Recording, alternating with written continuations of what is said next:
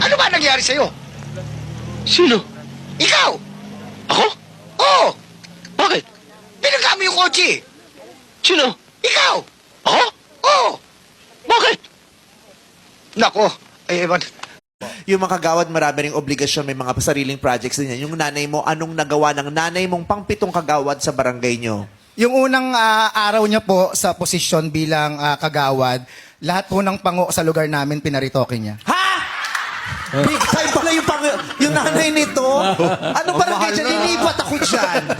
Ang mahal nun, ha? At saka ngayon ako nakarinig na ganung project, di ba? Lahat ng pango patatangusin. Yes, galing po sa bulsa ng nanay. O, tingnan, naging masaya. So, naging masaya naman yung mga yung mga constituents ng nanay mo, yung mga kabarangay niya. After a week po, meme, nagreklamo yung mga... Bakit nagreklamo? Pinailungan na nga, pinatangos na Oo nga. reklamo pa. May nakalagay po sa ilong. Ano? Donated by kagawad.